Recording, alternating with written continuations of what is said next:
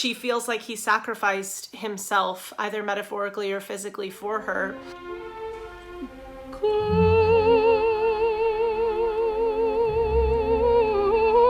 Hello, lovely humans of the internet. It is so nice to join you all again for another video. This is Taylor Gonzaga, founder of Opera Cecilia, founder of this YouTube channel, and I'm so excited to come at you all today with another reaction / a bit of analysis video for the channel and a couple announcements or things that I wanted to discuss before we dove into the video. So I'm going to discuss some of those things now, but we are going to put a timestamp in this video to when the actual reaction and analysis begins. So if you would like to skip forward to that, you totally can, but I would love for you to stay tuned for this message here at the beginning of the video as well. First of all, the things that I wanted to talk about a little bit were twofold. One, thank you all for your patience with the lack of consistency that this channel has had in the last couple months. My husband and I have been going through a lot of changes in our lives. We just moved into a new house. We have been working on finishing up Opera Cecilia's inaugural season as a company, which was originally planned as an all-digital season because of the pandemic. We are doing a lot of other things in our careers. My husband just transitioned jobs. He works by day in the medical field as a CNA, in addition to having a dual career in the arts with me. And then I have been taking a bunch of teaching contracts and building my private studio here at home as a voice instructor. I'm a musician full-time, and so I've been doing that. I've been nurturing our baby opera company, Opera Cecilia, and doing most of the admin work for that. And then I've been doing an opera apprenticeship as an emerging artist with a wonderful organization called Vincero Academy, where I'm studying and coaching two opera roles right now. So there's and I'm going to be making my Carnegie Hall debut next season. So there's a lot going on and a lot of really exciting stuff, but also a lot. And one of the things that I have recently been taking more action on getting treatment for and getting help for in my life has been my mental health issues. I've always known that I've had abnormal levels of anxiety and been at risk for panic attacks my entire life. And it started when I was a little kid, and I was exhibiting symptoms of being afraid to eat in restaurants, getting stomach aches before I would go to school, all sorts of stuff like that. But I never ever broke that threshold of actually seeking treatment for it, because it felt a little bit, I don't know, even stigmatized to me, even though I come from a generation where it's significantly less stigmatized. So it took me a while to feel like I had the gumption to actually go to the doctor and get it diagnosed, but I have been officially diagnosed with generalized anxiety disorder, and I am now seeking treatment for it. I am working with a therapist now. I'm doing a lot of things to make that a little bit better for me as an adult human navigating an industry like entertainment that is very unpredictable and difficult, especially when you're like me and you're young and you're kind of still at the beginning of your journey. So I just wanted to thank you all for being there for the channel and there as our little company continues to grow. I know I'm not the only person who struggles with mental health issues out there by any stretch of the imagination. I know that a lot of people struggle with anxiety in and out of the artistic sphere. And I want to kind of be a part of all of the wonderful dialogue, just communicating to other people that they're not alone, even in the times where you feel like you are. And I've definitely had times on my journey through treating my anxiety where I've felt alone, despite the fact that I'm actually not. And one of the things that I like to kind of try to figure out for myself are tangible ways that I can calm myself down if I start to feel a panic attack coming on, or I start to feel like my anxiety levels are getting to a point where it's gonna escalate further than I want it to. And one of the things have been breathing techniques, and these things have been helping me with my singing and a lot of things that I have learned through voice lessons over the years. But a lot of these are also easily translatable into anxiety coping mechanisms, and deep breathing, I know, is something that kind of gets shoved in the face of people who suffer with abnormal anxiety levels a lot. But there was one specific technique that has been really helping me slow down my heart rate in moments where I'm having issues. So I'm not a doctor or a mental health care professional by any means, but I wanted to pass this on just in case somebody out there didn't know about it and it helps them too. I kind of call it like a circular nostril breathing technique. That sounds super weird, but it's basically where you plug one side of your nose and you breathe in through the opposite nostril nice and deep. And then you keep the breath in normal circumstances, and you seal the opposite nostril, and then you breathe out the other side. And you just continue to repeat that cycle. I like to close my eyes while I do it. And it's just kind of a thing that can help relieve people of like sensory overload, or for me, it helps calm down feelings of being really overwhelmed by a specific situation, especially if I come across something that tends to trigger those feelings of anxiety in me. So if that is something that is helpful for you, let me know in the comments if you have any other cool tips and tricks for helping combat abnormal anxiety levels in your life, or even just normal situational anxiety in your life. Feel free to open up in the comments about that if you feel comfortable. I want this to be a really safe space where we can address those issues when they come up. And I want to be really open with you all on this channel about the fact that those things don't have to be so scary to talk about. Thank you for being there for me through my journey, and I will be there for you through yours in any way that I possibly can as well. Thank you for sticking with me through all of that. Let's get to the reaction and analysis video. I am so excited about this one. So the main reason I'm excited about this is because we are doing a fantastic singer-songwriter on the channel today. But I'm also extremely excited about this because my husband and I are huge Stranger Things fans, and we have been passionately watching the new season that just came out. And any of you who are fans of the show or may have watched it know that there is a very, very special song by Kate Bush that has now regained a ton of new popularity and is going back on the Hot 100 chart after 4 decades of the song existing. It's Running Up That Hill by Kate Bush, and it is featured in a very, very famous episode of the most recent Stranger Things season. No spoilers will be in this video if you have not seen the latest season of Stranger Things. I wanted to get a little bit into our songwriter. This isn't a deep dive analysis by any means, but this is just a bit of background info because she's from a while ago. So people of younger generations that might be watching this video are just getting introduced to this singer potentially for the first time through hearing her song on Stranger Things. But Kate Bush, her full name Catherine Bush, she was born in 1958 on July 30th in Kent, England.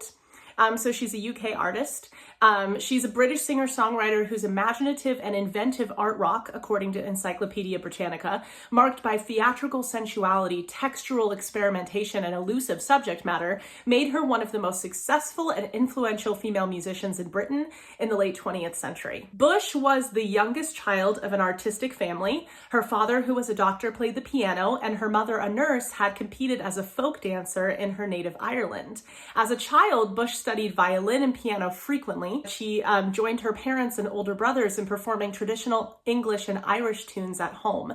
At age 14, she had begun writing her own musical compositions, and 2 years later, a family friend introduced her to Pink Floyd guitarist David Gilmour, who helped her win a contract with EMI Records. For the next several years, Bush took vocal lessons and studied dance and mime in London while preparing material for her first recording. So that's kind of how she got her start in the industry. In 1978, the article goes on to say that Bush released her first single, Wuthering Heights, which was based off of the book of the same name, by characters in the book at least. And although its high-keening vocals, florid instrumentation, and literary affectations were out of step with the punk rock that was then fashionable in Britain, the song became an unexpected #1 hit there and elsewhere, and boosted sales of Bush's debut album, The Kick Inside, which debuted in 1978.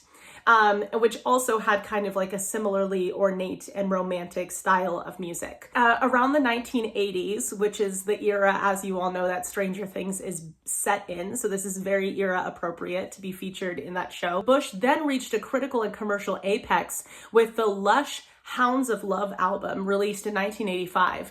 Its moody, otherworldly single, Running Up That Hill, which is the song we'll be talking about today, even provided a breakthrough for Bush in the US, although her following there ultimately remained limited. Yeah, not only did the Duffer Brothers, who wrote Stranger Things, feature Kate Bush because she was an era-appropriate artist, but Running Up That Hill was one of the first songs that started to gain her national success in the US particularly. So this was a song that was being played actively during that time period. Now we're going to head over to Kate Bush's Running Up That Hill official music video. This was released in the 1980s.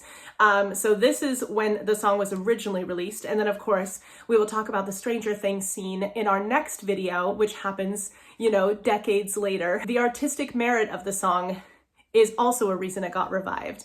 There's a reason that the Duffer Brothers chose it for Stranger Things. There's a reason why it fits so well with the aesthetic. And we're gonna see some of that from the music video today. So let's dive in.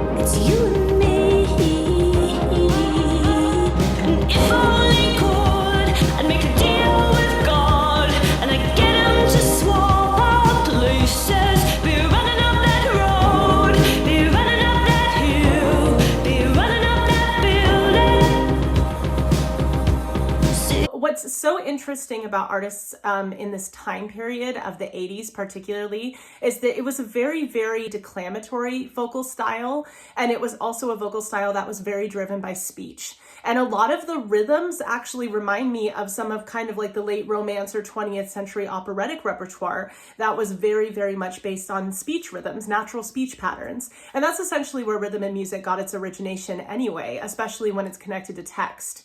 And so it kind of seems like this song is like a train of thought of hers. It's this kind of like meditation on a relationship, potentially a relationship that ended tragically. Now, this is all speculation because I haven't done a ton of research into the origination of what her, Kate Bush's inspiration behind this song might have been, or if and I don't know if she was explicit about that ever in her career, but this is just what I'm getting, the meaning that I'm taking from it as a listener. What is so interesting about this interpretive dance is there's insinuation of a romantic relationship there. There's insinuation in the lyrics that it may have ended tragically, especially in the chorus, the refrain that she repeats when she's saying, if I could, I'd make a deal with God and I'd get him to swap our places.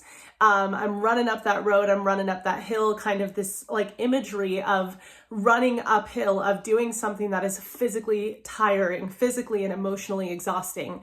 And that can be kind of a little bit of a metaphor for grief. What is so interesting about her vocal style is it almost feels, what I mean by declamatory is it almost feels like everything's being sung with an exclamation point. That's the best way that I can describe it. She's feeling these feelings very passionately, and it's coming out in this very forte, strong, pure tone. And she has such an interesting timbre to her voice that has almost a little bit of a twang in it, for lack of better terms, a bit of nasality. But it's extremely expressive. So everything that she's doing is tapping into her natural sensibilities as an artist, her natural aesthetic, but it's also talking about these very, very deep intrinsic emotions that we feel as human beings that make life hard, make relationships hard sometimes, especially if the relationship ends in a sad way.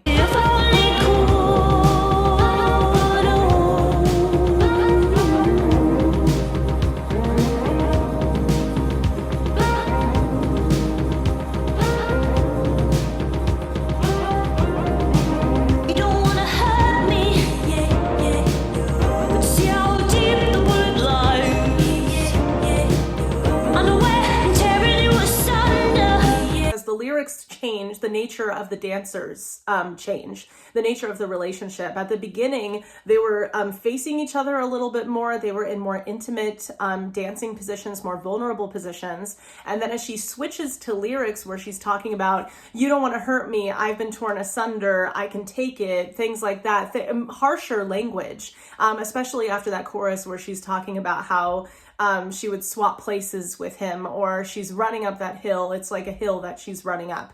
And all of that stuff points to kind of like the more erratic or chaotic nature of this relationship, whether you want to take it to a literal tragic end, or if you want to take it to just the demise of the relationship itself. And whether or not you could take it even as kind of like a almost theological thing, like maybe she's worried for his soul and that's why she's talking about making a deal with God, or maybe that was just the extremity of how she was feeling in the moment. But all of a sudden, these dancers are becoming more emotionally separate from each other. They're facing themselves less, their backs are turned, and it's very interesting, the imagery that's being portrayed through that as the lyrics go through changes and the emotions up themselves in intensity. There is thunder in our hearts. Is there so much heat for the ones we love? Well, tell me we both matter, don't we?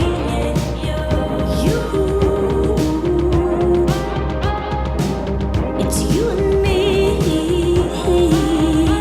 It's so interesting, especially as you have them literally laying down in the fetal spooning position right now. And that's a very vulnerable position. There's still a little bit of trepidation potentially because her back is turned to him. She's not facing him, but the dancer's position in and of itself is also very vulnerable and intimate. And she's talking about there being thunder in their hearts. And it's kind of like the chaos of of this kind of relationship that has this much emotion, this much feeling in it. And the chaos that we go through in our own minds when we go through a relationship like that. I don't know if anything else is going to pop up in the later parts of the video besides her and this guy dancing together, but I don't think anything else has to in order for it to be dramatically effective. Like, it's very riveting to watch the nature of these two dancers. It's you and me. It's you and me. You won't be unhappy. And if only could, I'd make a deal with God, and I'd get him to swap our places. Be running up that road, be running up that hill, be running up that building. See if only could.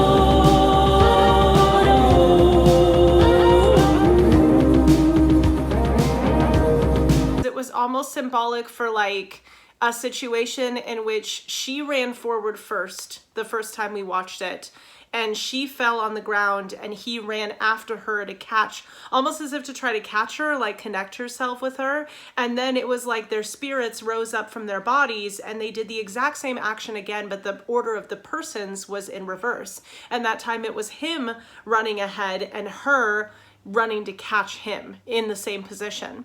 And part of me is wondering, because it was kind of insinuating that there was like a fall or an injury that happened in the video. She feels like he sacrificed himself either metaphorically or physically for her, and she wishes the situation were in reverse because she's living with the sadness and probably guilt and baggage of that kind of situation. That's what it seemed like it symbolized for me as a first-time watcher of this video and a relatively new listener to the song. The moodiness of her vocal line and the declamatory nature that I talked about before of her vocal line is really serving this. So now we're seeing some more erratic dance moves, some more almost writhing dance moves as we move forward into the video.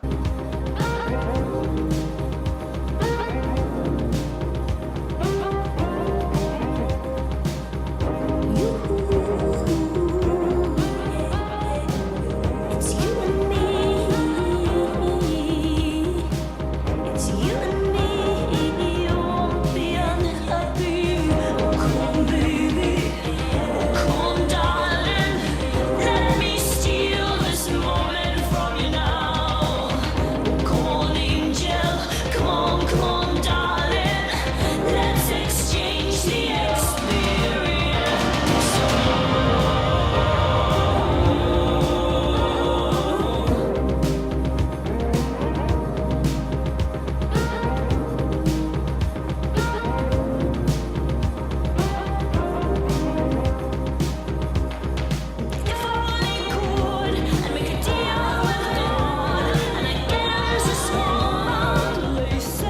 as the moodiness of this music continues and as this kind of like meditative nature of the lyrics continue to tell the story, we all of the sudden in the music video get this moment where she's having this very intimate dance with him and it's just the two of them alone.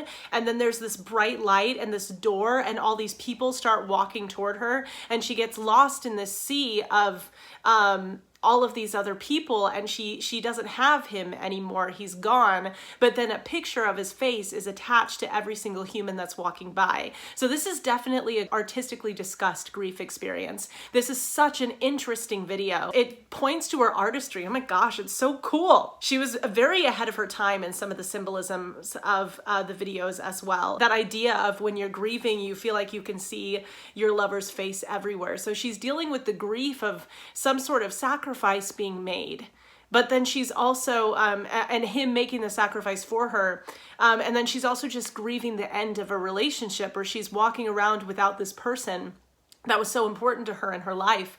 It seems like a lover that was lost, and she's seeing his face on everybody else, and she feels like she's getting lost in these crowds of people. It's this idea of sometimes the loneliest spaces for people that are grieving are spaces that are crowded, spaces that have a lot of people in them that don't realize what you're going through, but are somehow triggering you or like reminding you of what you've lost.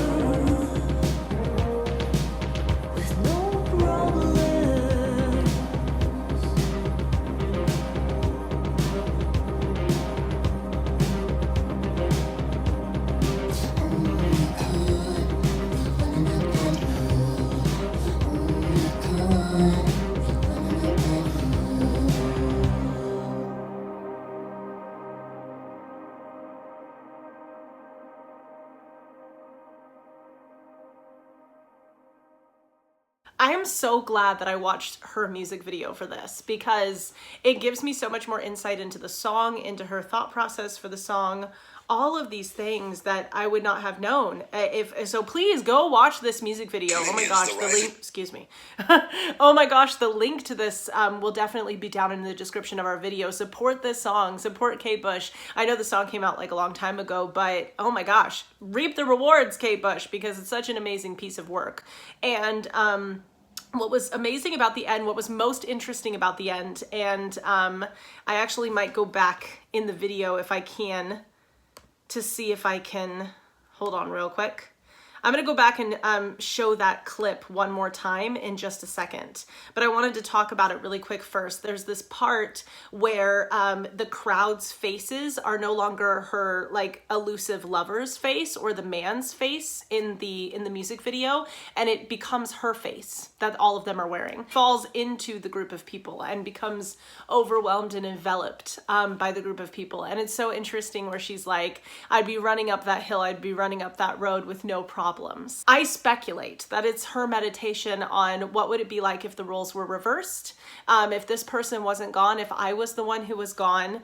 I feel like it's this like idea of grief where you almost wish that you were the person that left because it's, you know that that person's gone, they're not suffering anymore if it's a death at that point, but you're still suffering here on earth without them. And so it's this idea of almost when grief comes to a really, really extreme point, just like that meditation on what would it be like if the roles were reversed, and kind of her questioning her own mortality in the situation, or does she even deserve to have lived if her lover did not live? One of the things is I'm wondering if this long path that humans are walking down that has this door and this light light is supposedly like a path into the afterlife in a way, and you could go so far as to maybe say that. And then she's kind of like fighting to get her lover back from the underworld or the overworld or the afterlife, whatever you believe in, life after death. And it's kind of like, I don't know, we just did a production of Orfeo ad Eurydice for Opera Sicilia's first season, and it kind of reminds me of that idea of a love being so strong that it can almost transcend dimensions or transcend worlds, and you almost wish that you could go back and retrieve them from the afterlife so that you didn't have to live without them. What a fascinating piece of art. I love the fact that the beat, that drum rhythm that you hear in the background of the song, stays basically consistent the entire time without change, while everything else is being layered on top of it. Excuse me while my light turns off because the computer turned off. But everything's being layered on top of it, and what that creates is this like stream of consciousness musical line with this drum that serves as a consistent heartbeat, but it's a fast heartbeat, so it gets our energy going when we listen to the piece. So there's just so many different moving parts to this seemingly simpler song in form, but it is not. It has a lot going on for it, and Kate Bush did just such a fantastic job in her musicianship on this piece. Thank you once again for supporting the YouTube channel, Opera Sicilia Savvy Soprano, and for listening a little bit about my mental health journey at the beginning of this video. I hope all this information was fun and insightful and helpful for you all, and continue on with your musical journeys, and I'll see you all again here soon. Bye!